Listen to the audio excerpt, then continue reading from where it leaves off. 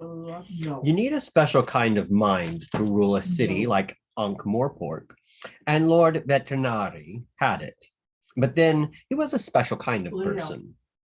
He baffled and infuriated the lesser merchant princes to the extent that they had long ago given up trying to assassinate him and now merely jockeyed for position among themselves. No. Anyway, any assassin who tried to attack the patrician would be hard put to it to find enough flesh to insert the dagger. While other lords dined on larks stuffed with peacocks' tongues, Lord Vetinari considered that a glass of boiled water and half a slice of dry bread was an elegant sufficiency. It was exasperating. He appeared to have no vice that anyone could discover. You'd have thought, with that pale equine face, that he'd inclined toward stuff with whips, needles, and young women in dungeons. The other lords could have accepted that. Nothing wrong with whips and needles in moderation. But the patrician apparently spent his evenings studying reports. And on special occasions, if he could stand the excitement, playing chess. He wore black a lot. It wasn't particularly impressive black, such as the best assassins wore, but the sober, slightly shabby black of a man who doesn't want to waste time in the mornings wondering what to wear. And you had to get up very early in the morning to get the better of the patrician. In fact, it was wiser not to go to bed at all.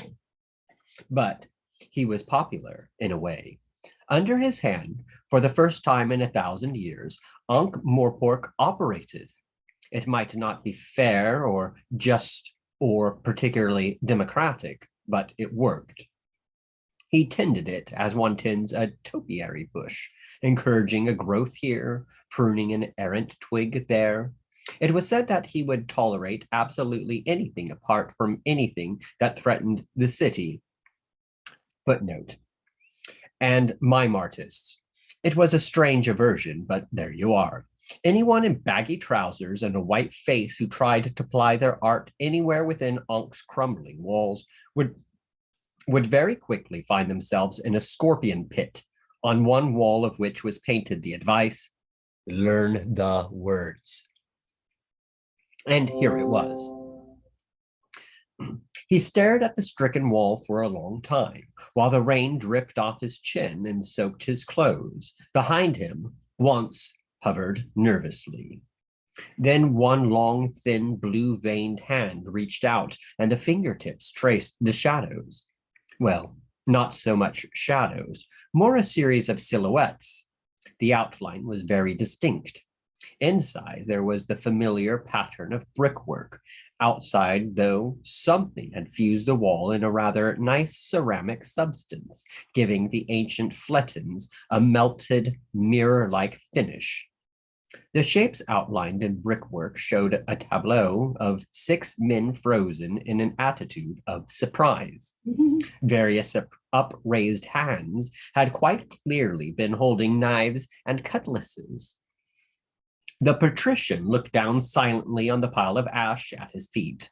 A few streaks of molten metal might once have been the very same weapons that were now so decisively etched into the wall. He said. Captain Vimes respectfully led him across the lane into Fast Luck Alley, where he pointed out Exhibit A, to wit. Footprints, he said. We're just stretching it a bit, sir. They're more what you'd call claws. One might go so far as to say talons. The patrician stared at the prints in the mud. His expression was quite unreadable. I see, he said eventually. And you have an opinion about all this, Captain? The captain did. In the hours until dawn, he'd had all sorts of opinions, starting with the conviction that it had been a big mistake to be born. And then the gray light filtered even into the shades, and he was still alive and uncooked, and had looked around him with an expression of idiot relief and seen, not a yard away, these footprints. That had not been a good moment to be sober. Well, sir, he said, I know that dragons have been extinct for thousands of years, sir. Yes. The patrician's eyes narrowed. Vimes plunged on. But, sir, the thing is, do they know? Sergeant Cullen said he heard a leathery sound just before the offense. So, you think an extinct and indeed a possibly entirely mythical dragon flew into the city, landed in this narrow alley, incinerated a group of criminals, and then flew away, said the patrician. One might say it was a very public-spirited creature. Well, when you put it like that. If I recall, the dragons of legend were solitary and rural creatures who shunned people and dwelt in forsaken, out of the way places, said the patrician. They were hardly urban creatures. No, sir, said the captain, repressing a comment that if you wanted to find a really forsaken, out of the way place, then the Shades would fit the bill pretty well. Besides, said Lord Vetinari, one would imagine that someone would have noticed. Wouldn't you agree? The captain nodded at the wall and its dreadful frieze. Apart from them, you mean, sir? In my opinion, said Lord Vetinari, it's some kind of warfare. Possibly a rival gang has hired a wizard. A little local difficulty. Could be linked to all this strange thieving, sir, volunteered. Could be linked to all the strange thieving, sir, volunteered once. But there's the footprints, sir, said Vimes doggedly. We're close to the river, said the patrician. Possibly it was, perhaps, a wading bird of some sort.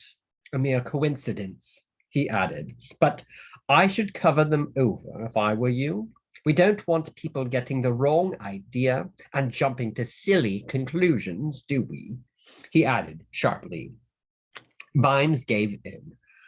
As you wish, sir, he said, looking at his sandals. The patrician patted him on the shoulder. Never mind, he said. Carry on. Good show of initiative, that man. Patrolling in the Shades, too. Well done. He turned and almost walked into the wall of chainmail. That was Carrot.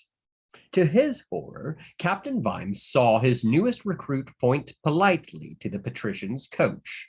Around it, fully armed and wary, were 6 members of the palace guard, who straightened up and looked and took a wary interest. Vimes disliked them intensely. They had plumes on their helmets. He hated plumes on a guard. He heard Carrot saying, "Excuse me, sir.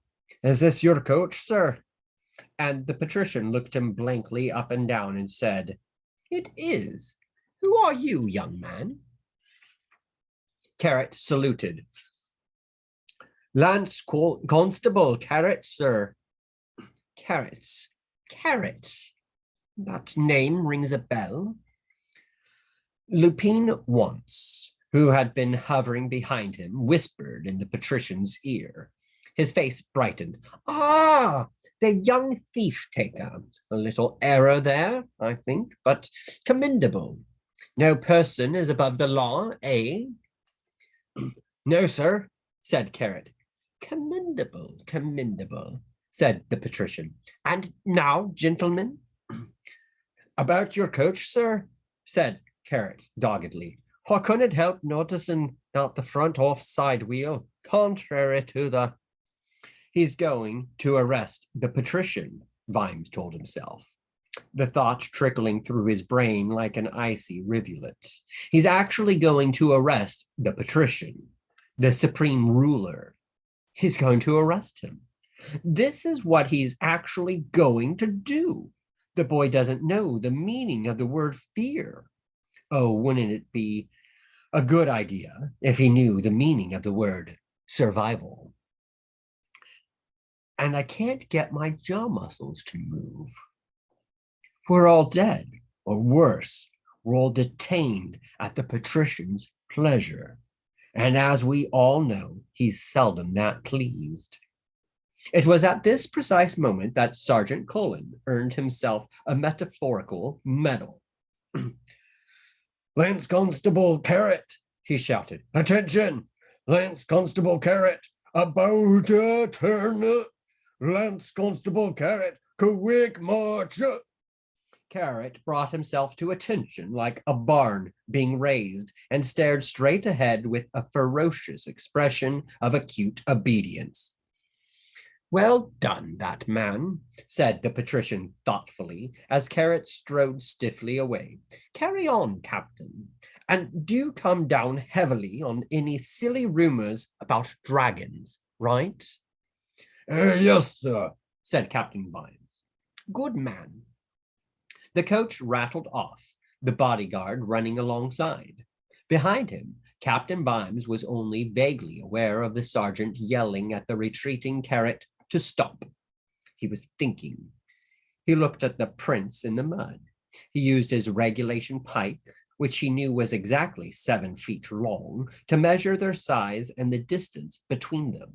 He whistled under his breath. Then, with considerable caution, he followed the alley around the corner. It led to a small, padlocked and dirt-encrusted door in the back of a timber warehouse. There was something very wrong, he thought. The prints come out of the alley, but they don't go in.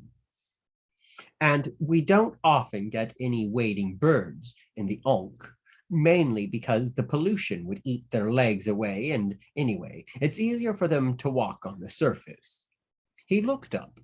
A myriad washing lines crisscrossed the narrow rectangle of the sky as efficiently as a net. So, he thought, something big and fiery came out of this alley, but didn't come into it.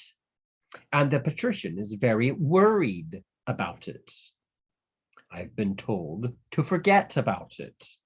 He noticed something else at the side of the alley and bent down and picked up a fresh, empty peanut shell. He tossed it from hand to hand, staring at nothing. Right now, he needed a drink. But perhaps it ought to wait. The librarian knuckled his way urgently along the dark aisles between the slumbering bookshelves. The rooftops of the city belonged to him. Oh, assassins and thieves might make use of them, but he'd long ago found the forest of chimneys, buttresses, gargoyles, and weather vanes a convenient and somehow comforting alternative to the streets. At least up until now. It had seemed amusing and instructive to follow the watch into the shades, an urban jungle which held no fears for a 300-pound ape. But now the nightmare he had seen while brachiating across a dark alley would, if he had been human, have made him doubt the evidence of his own eyes. As an ape, he had no doubts whatsoever about his eyes and believed them all the time.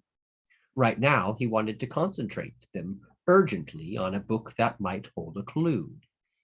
It was in a section no one bothered with much these days. The books in there were not really magical. Dust lay accusingly on the floor. Dust with footprints in it. "Ook," said the librarian in the warm gloom.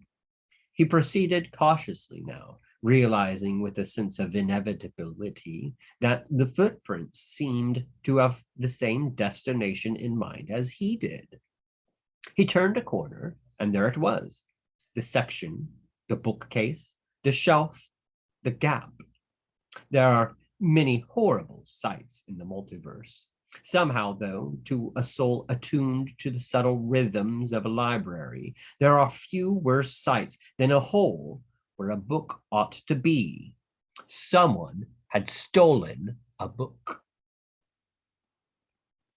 In the privacy of the oblong office, his personal sanctum, the patrician paced up and down. He was dictating a stream of instructions. And send some men to paint that wall, he finished. Lupin once raised an eyebrow. Is that wise, sir? He said.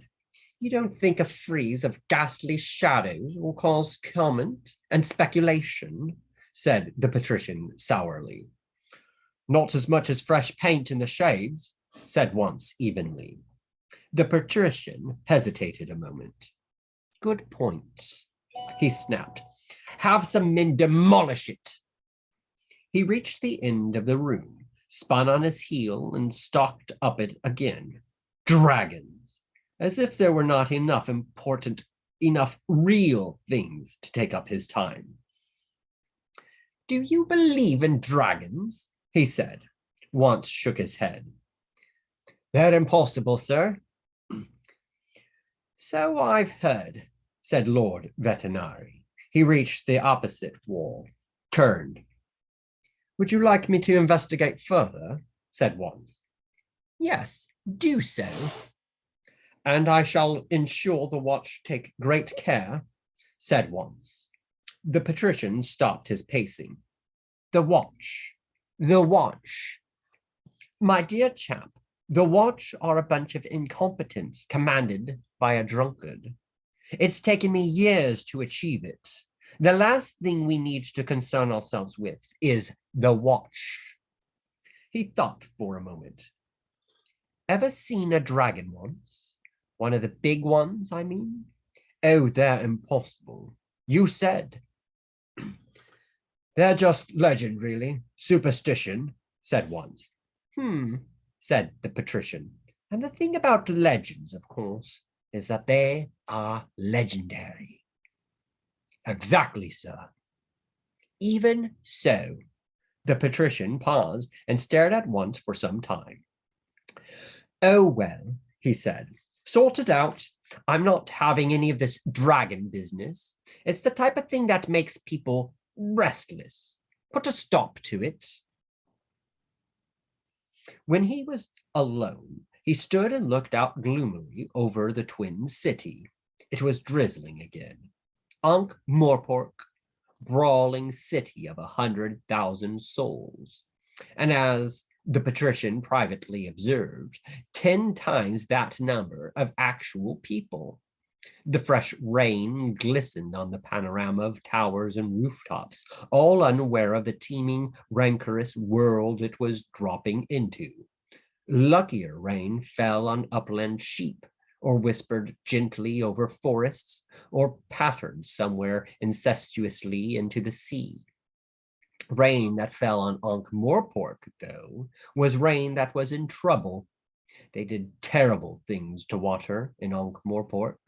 Being drunk was only the start of its problems. The patrician liked to feel that he was looking out over a city that worked. Not a beautiful city, or a renowned city, or a well-drained city, and certainly not an architecturally favored city. Even its most enthusiastic citizens would agree that, from a high point of vantage, Ankh-Morpork looked as though someone had tried to achieve in stone and wood an effect normally associated with the pavement's outside all-night takeaways. But it worked.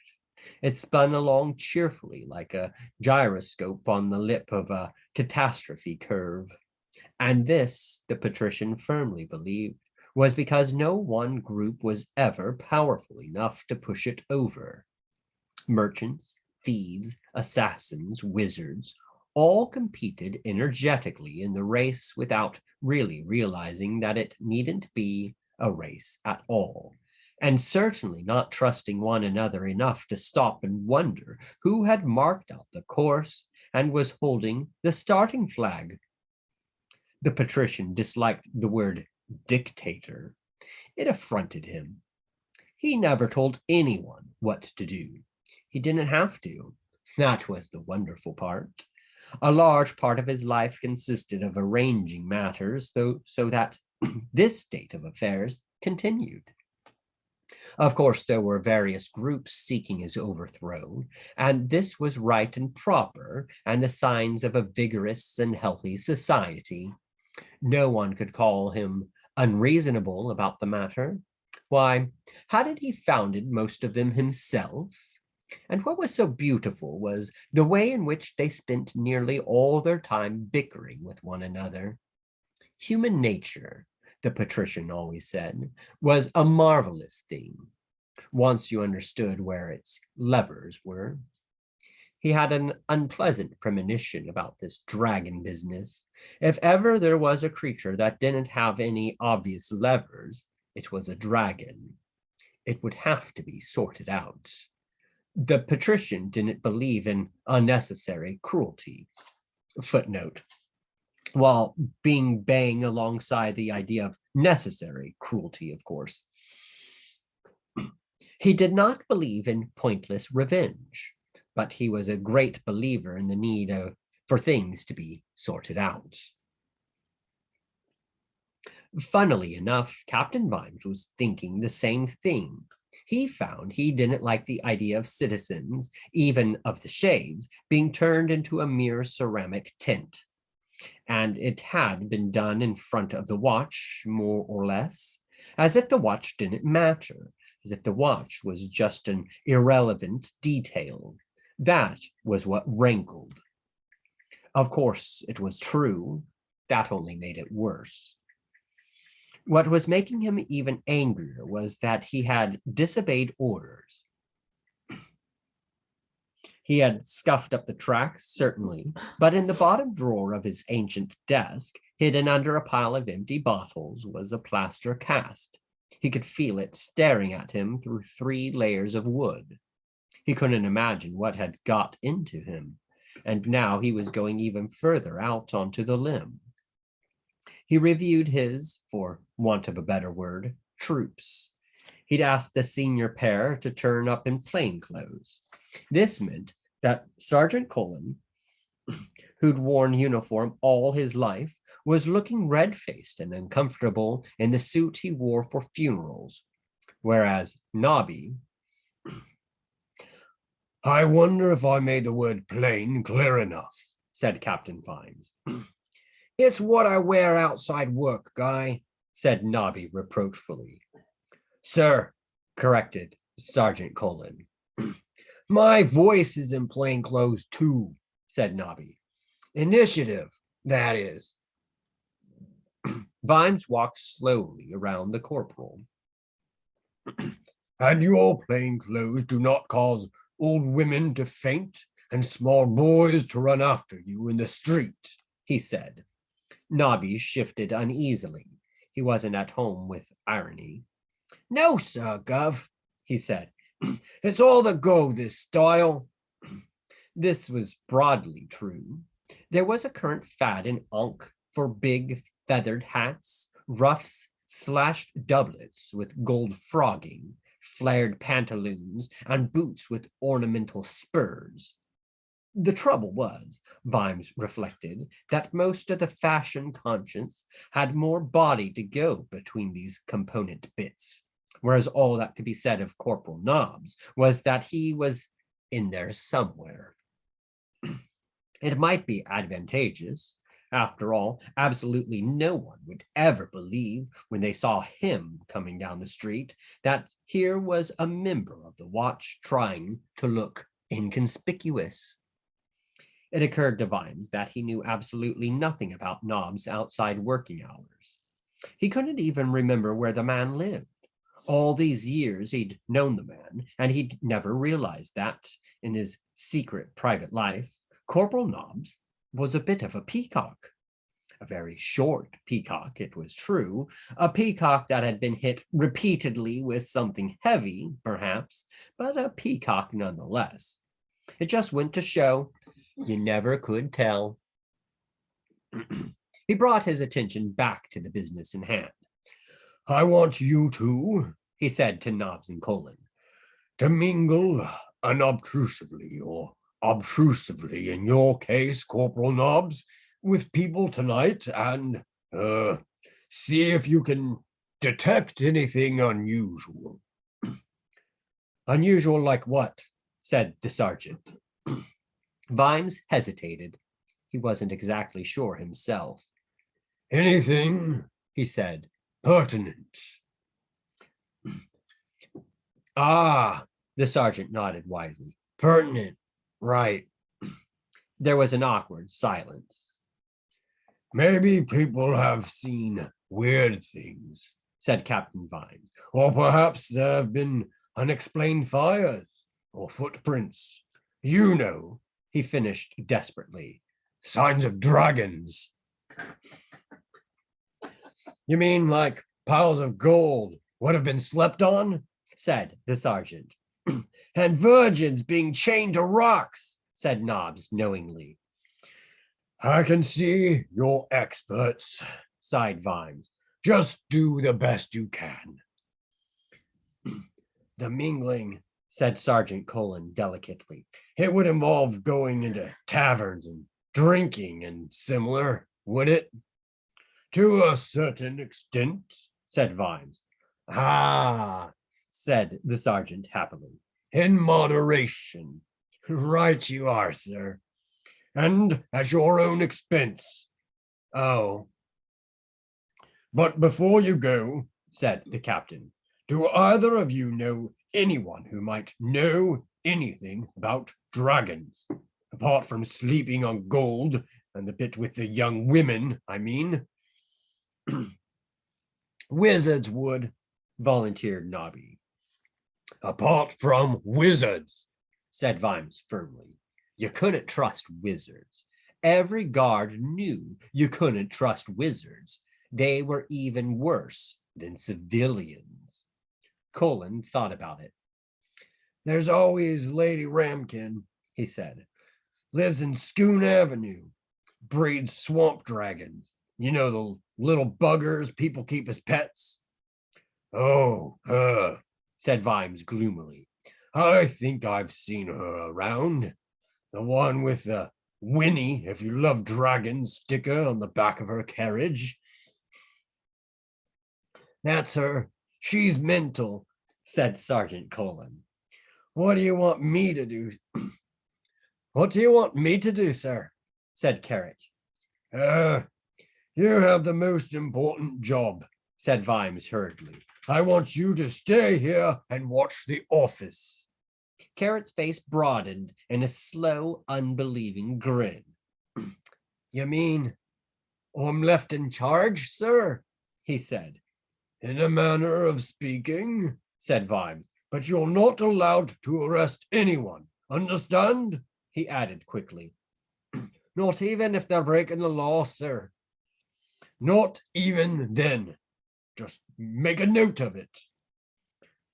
I'll read my book then, Said Carrot. and polish my helmet. Good boy. Said the captain. It should be safe enough, he thought. No one ever comes in here, not even to report a lost dog. No one ever thinks about the watch. You'd have to be really out of touch to go to the watch for help, he thought bitterly.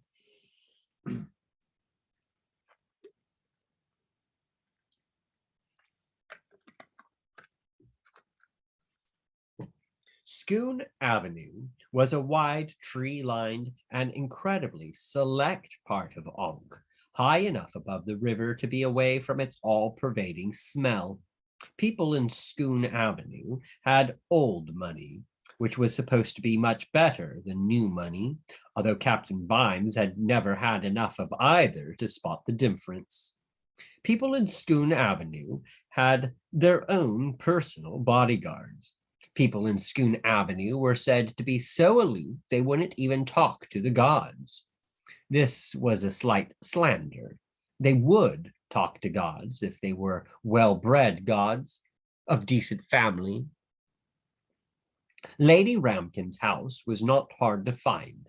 It commanded an outcrop that gave it a magnificent view of the city, if that was your idea of a good time. There were stone dragons on the gatepost, and the gardens had an unkempt, overgrown look.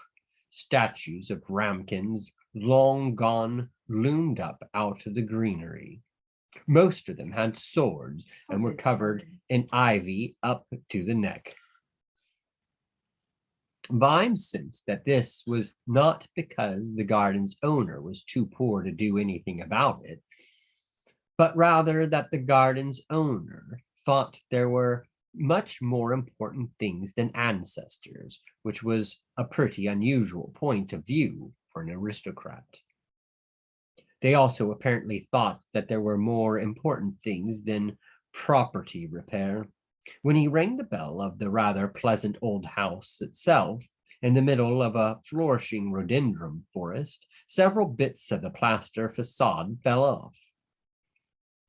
They seemed to be the only effect, except that something around the back of the house started to howl. Some things. It started to rain again. After a while, Vimes felt the dignity of his position and cautiously edged around the building, keeping well back in case anything else collapsed. He reached a heavy wooden gate and a heavy wooden wall. In contrast with the general decrepitude of the rest of the place, it seemed comparatively new and very solid. He knocked. This caused another fusillade of strange whistling noises. The door opened. Something dreadful loomed over him. "Oh, good man, do you know anything about mating?" It boomed. It was quiet and warm in the watch house. Carrot listened to the hissing of sand in the hourglass and concentrated on buffing up his breastplate. Centuries of tarnish had given up under his cheerful onslaught. It gleamed. You knew where you were with a shiny breastplate. The strangeness of the city, where they had all these laws and concentrated on ignoring them, was too much for him. But a shiny breastplate was a breastplate well shined. The door opened. He peered across the top of the ancient desk. There was no one there. He tried a few more industrious rubs. There was a vague sound of someone who had got fed up with him, who had got fed up with waiting. Two purple finger-nailed hands grasped the edge of the desk, and the librarian's face rose slowly into view like an early morning coconut. "Ook," he said. Carrot stared. It had been explained to him carefully that, contrary to appearances, laws governing the animal kingdom did not apply to the librarian. On the other hand, the librarian himself was never very interested in obeying the laws governing the human kingdom either. He was one of those little anomalies you have to build around. "Hello," said Carrot uncertainly. "Don't call him boy or pat him. That always gets him annoyed." "Ook." The librarian prodded the desk with a long, many-jointed finger. "What? Ook? Sorry." The librarian rolled his eyes. It was strange, he felt, that so-called intelligent dogs, horses, and dolphins never had any difficulty indicating to humans the vital news of the moment. For example, that the 3 children were lost in the cave, or the train was about to take the line leading to the bridge that had been washed away, or similar, while he, only a handful of chromosomes away from wearing a vest, found it difficult to persuade the average human to come in out of the rain. You just couldn't talk to some people. "Ook," he said, and beckoned. "I can't leave the office," said Carrot. "I've had orders." The librarian's upper lip rolled back like a blind. "Was that a smile?" said Carrot. The librarian shook his head. "Someone hasn't committed a crime, have they?" said Carrot. "Ook. A bad crime. Ook. Like murder. Eee! Worse than murder. Eee!" The librarian knuckled over to the door and bounced up and down urgently. Carrot gulped. Orders were orders, yes, but this was something else. The people in this city were capable of anything. He buckled on his breastplate, screwed his sparkling helmet onto his head, and strode toward the door. Then he remembered his responsibilities. He went back to the desk, found a scrap of paper, and painstakingly wrote, "Out fought in crime. Please call again later. Thank you." And then he went out onto the streets, untarnished and unafraid.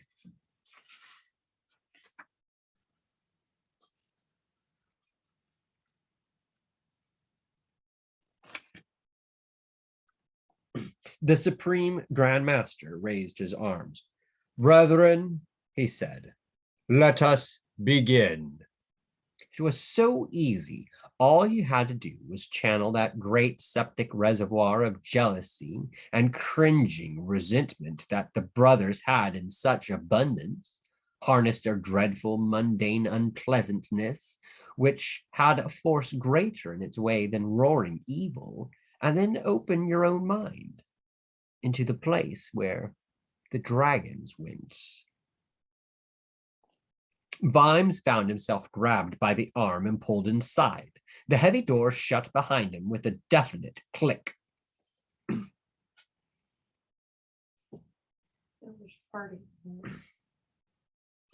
"It's Lord Mountjoy Grayscale Talon Thrust 3 of Ankh," said the apparition, which was dressed in huge and fearsomely padded armor. "You know, I really don't think he can cut the mustard." "He can't," said Vimes, backing away. "It really needs two of you." "It does, doesn't it?" whispered Vimes, his shoulder blades trying to carve their way out through the fence. "Could you oblige?" boomed the thing. "What?" "Oh, don't be squeamish, man. You just have to help him up into the air. It's me who has the tricky part. I know it's cruel, but if he can't manage it tonight, then he's for the choppy chop. Survival of the fittest and all that, don't you know?" Captain Vimes managed to get a grip on himself. He was clearly in the presence of some sex-crazed would-be murderess, insofar as any gender could be determined under the strange lumpy garments. If it wasn't female, then references to "it's me who has the tricky part" gave rise to mental images that would haunt him for some time to come. He knew the rich did things differently, but this was going too far. "Madam," he said coldly, "I am an officer of the watch, and I must warn you that the course of action you are suggesting breaks the laws of the city, and also of several of the more straight-laced gods," he added silently, "and I must advise you that his lordship should be released unharmed immediately." The figure stared at him in astonishment. "Why," it said, "it's my bloody dragon." "Have another drink, not Corporal Nobby," said Sergeant Colin unsteadily. "I don't mind if I do, not Sergeant Colin," said Nobby. They were taking inconspicuosity seriously. That ruled out most of the taverns on the Moorport side of the river, where they were very well known. Now they were in a rather elegant one in downtown Ankh, where they were being as unobtrusive as they knew how. The other drinkers thought they were some kind of cabaret. "I was thinking," said Sergeant Colin. "What? If we bought a bottle or two, we could go home, and then we'd be really inconspicuous." Nobby gave this some thought. "But he said we've got to keep our ears open," he said. "We're supposed to. What he said? Detect anything." "We can do that at my house," said Sergeant Colin. "We could listen all night, really hard." "That's a good point," said Nobby. In fact, it sounded better and better the more he thought about it. But first, he announced, I gotta pay a visit. Me too, said the sergeant. This detecting business gets to you after a while, doesn't it? They stumbled out into the alley behind the tavern. There was a full moon up, but a few rags of scruffy cloud were drifting across it. The pair inconspicuously bumped into one another in the darkness. Is that you, Detective Sergeant Golan? Said Nobby. That's right.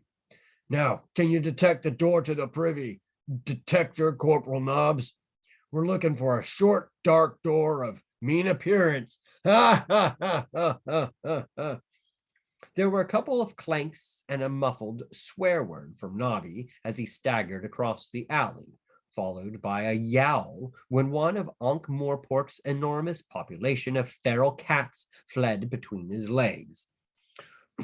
Who loves you, pussycat? Said Nobby under his breath.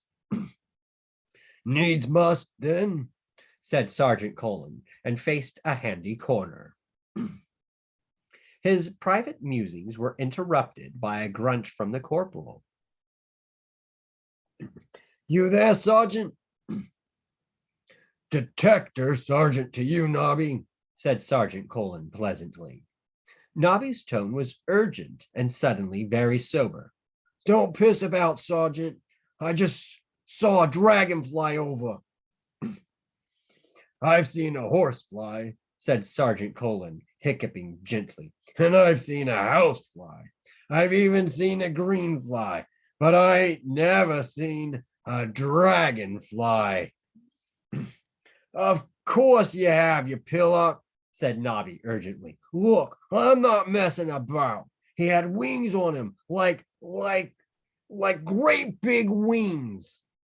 Sergeant Golan turned majestically.